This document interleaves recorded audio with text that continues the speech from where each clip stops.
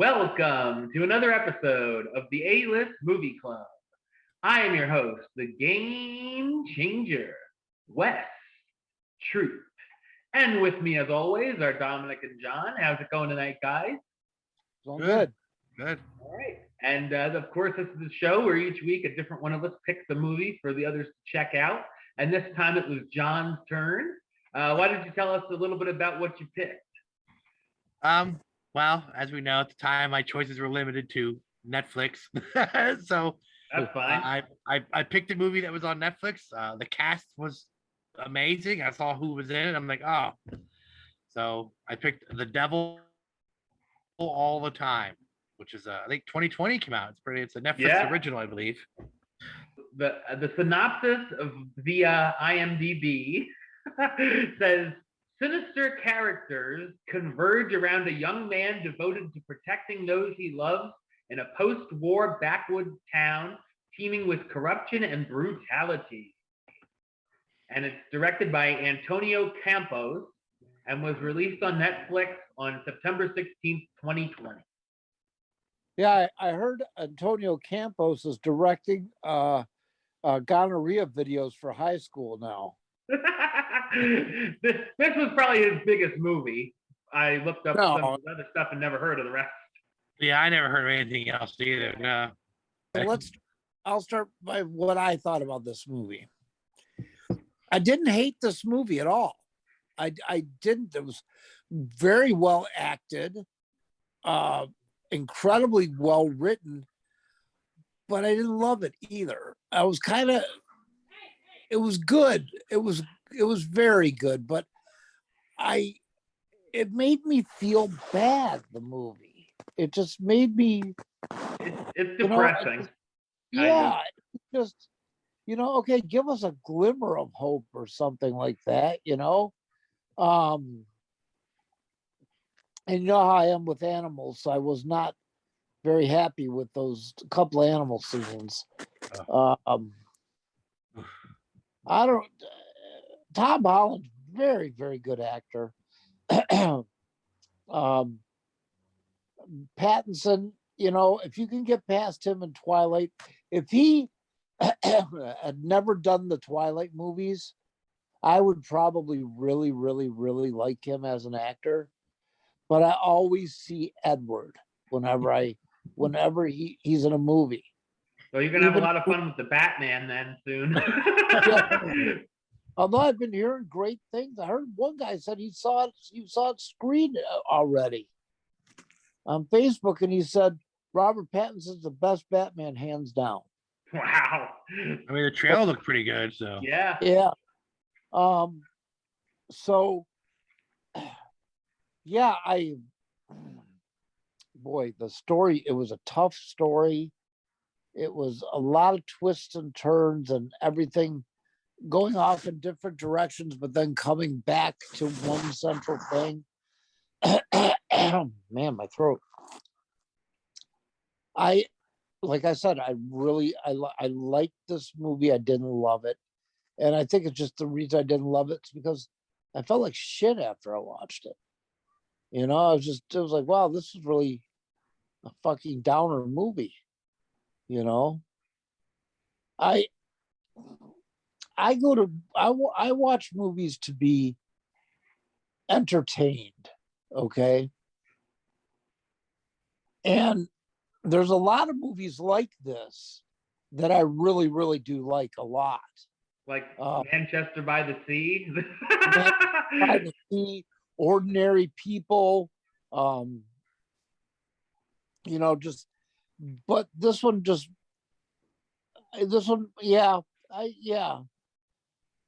I liked it.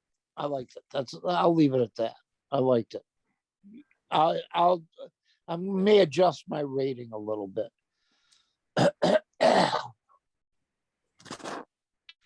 Go ahead, Johnny. Yeah, it's really like, it's a downer movie. Like, they needed some humor or a light moment to, it's very, what's the word I'm thinking of? Like a dark cloud that hangs over you this whole movie. Mm-hmm.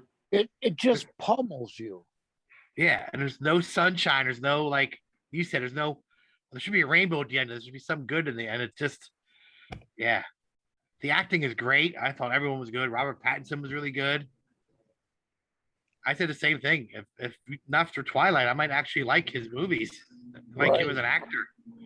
Tom Holland was good. Elvis's granddaughter was good. Riley Keough, I like her a lot. Yeah.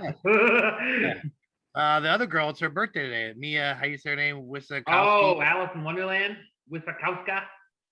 Yeah. Something like that. Yeah, it's her birthday today. Yeah, she was the preacher's wife or whatever that got killed. That's a lot. Meet this character. She dies in 5 years. It's tough, like you said. It's a lot of death. None of these characters I liked. One. I mean, Tom Holland, but he still sort of does bad things. I mean, he's kind of a vigilante in a way. Yeah. I mean, I say the same thing about superheroes. So if the Joker kills somebody, he's a bad guy. But if Batman kills him, that's okay. Because Batman killed a bad guy. Mm-hmm. Murder is murder. I mean, I guess Tom Holland's supposed to be the hero, but whew, man, it's just tough to root for anybody. I felt like you said, Dom, like I felt like I needed to like watch something happy after this, like to even it out. Yeah, it's brutal. It's a tough watch, but it's good. I liked it a lot. It is good, and you could watch it a lot. I recommended it today twice to people. Yes, I would, but it's not something you could watch repeatedly. No. Yeah, maybe a couple years from now you could watch it, but I couldn't watch it all the time. It's just too much. Like you couldn't watch The Devil all the time, then. Yeah. Oh. But yeah, I enjoyed it. Just it's tough. There were times I don't know that either one of you saw this movie. It reminded me a little of The Place Beyond the Pines with of course Ryan Gosling and Bradley Cooper. Of course I've seen it. I haven't. I have not seen it. Yeah, it reminded me a little of that because Ryan Gosling plays Bradley Cooper's father. And it kind of follows that like the first half of this movie kind of follows. Anyways. Yeah. Wesley wants to be the cream center in a Ryan Gosling, Bradley Cooper Oreo. God. There's a lot going on in this story with a lot of characters throughout the years. You wonder how all the stories are going to intertwine. You're like, how are serial killers going to intertwine in this? And they do. And I thought it came together pretty well. I kept trying to guess. Now, I wonder how this person will get with this person and whatnot. And it's pretty well balanced with the time allotted for the characters. Some storylines are better than others, like a lot of these movies tend to be. But I was always interested in the material. I was never bored or anything. And it was pretty unpredictable, I thought. A lot of like a few shock moments and stuff like that. I thought Tom Holland's Arvin was the character. I liked him, but he just keeps running into trouble with all these despicable characters. We hope he gets out of the situation. It's got a pretty dark tone to it, and it's more violent than I expected it to be as well. I enjoyed like the settings and cinematography and stuff like that. I thought they did a good job recreating the small towns of the time. Some interesting messages about religious hypocrisy are thrown in there, like the spiders and stuff. That was interesting to say the least. Like we said, very good cast with some great performances. I thought Tom Holland and Robert Pattinson are the standouts. Riley Keough, as we said. She's in a lot of she's like the A24 darling now. She's in like every other A24 movie, so I've been seeing her a lot. She's always she's never the star. She's always in the movie. Yeah. Yeah. She was in Zola, which I saw, which she was really good in. Who cares? Yeah, Sebastian Stan, I like. Skarsgård, and Jason Clarke was actually bearable for once. And I thought it was going to be a little overlong when I saw the run time, but I thought the pacing moved pretty well. It wasn't like, oh God, when is this going to end? You know, as it went on, it gets, you know, like I think now, oh God, when is this going to end? All right, that's all I got. You got trivia, Johnny? Yeah, since you mentioned it, the only character I thought that sort of got shortchanged was Sebastian Stan's character. We don't know a whole lot about him. Yeah. Who the hell is that? The cop. He was the sheriff, the cop. The Winter Soldier. Yeah, he was on the take. Yeah. Yeah, I mean, they don't explore a whole lot. Maybe they could have spent a little more time with him. Or, yeah, like... That make this movie 3.5 hours.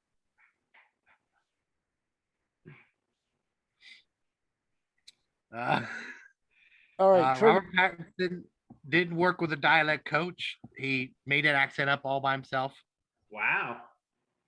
He didn't even tell the director until they started filming. Then he busted it out, and the director was like, "Oh, that's good. Let's keep it."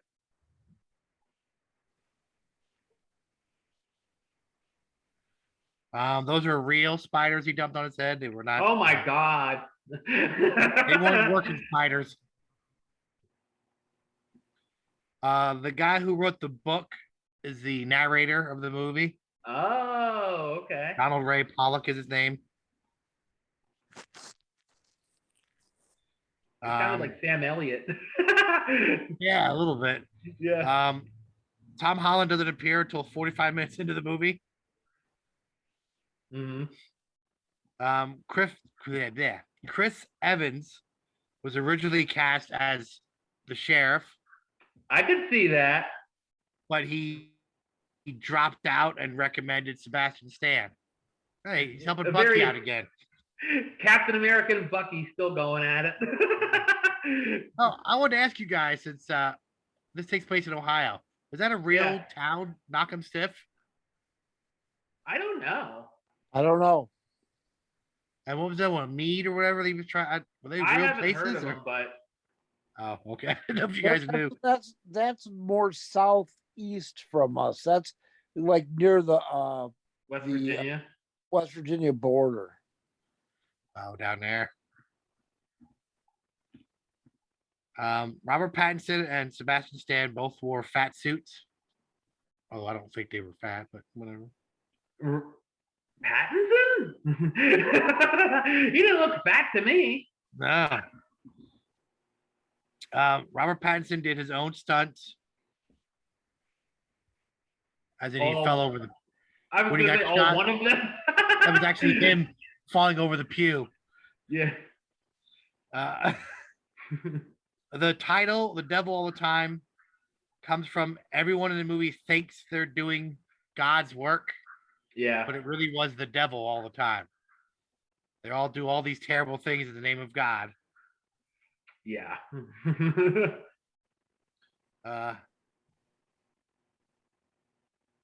The preacher Roy, remember him? He is an actual musician.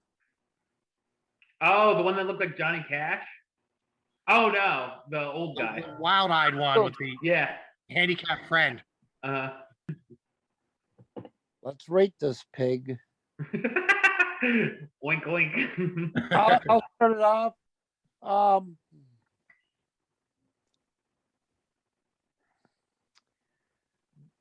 It knocks down one whole point for me because of the dog thing. I was gonna say that myself, honestly. I'm gonna say a 6. Wow. Okay. Yeah, that. If they didn't have the dog thing, I would have given it a 7. Yeah, well, there's a lot of moments in here I kind of go, oh God, I almost want to turn away. We almost fast forwarded that part, but it happened so quick that we didn't have to. The poor girl in the barn, like, oh, yeah, it's just like one thing after another. Like, it's terrible. Yeah, I didn't absolutely love it. It probably won't be on any of my top 20 lists or whatever down the road, but I didn't hate it. It's not like, Howard the Duck bad or whatever. At least I would recommend it to people. I wouldn't watch it like I watched Star Wars. I wouldn't watch it a million times. So yeah, it's probably like an 8 for me because I like the acting. And I like the story, like you said, kind of how it all weave together. I'm gonna agree with John, and I give it an 8 as well. Of course you do. The standard 8 from Wes. It could be a 2-hour-long movie of just a pile of dog shit sitting in a grass in the sun, and you'd give it an 8. I didn't give Halloween 3 an 8. Well, you would have Halloween Kills. I gave that a 4. All right. So anyway, that brings us to the next film. And you guys have sort of talked me out of the one movie because it's a depressing movie, so we're not going to do that. We need something a little more fun, and that is Ghost World. That I have. With Scarlett Johansson, the young Scarlett Johansson, and Thora Birch and stuff. So we'll be back next week. Until then, John, you want to talk a little bit about the podcast? Sure. The We Like Wrestling podcast. 3 guys sitting around talking about wrestling, any and everything wrestling. It's a weekly show. We're on Spotify, iTunes, wherever you find podcasts. We're on Facebook, Instagram, Twitter. We Like Wrestling podcast. All right. And of course, for me, you can subscribe right here on YouTube, youtube.com/Westside of 515. Like the show on Facebook, facebook.com/WestTrueBayless. And of course, you can follow me on the Twitter and the Instagram @WestBayless. Until next time, truth out.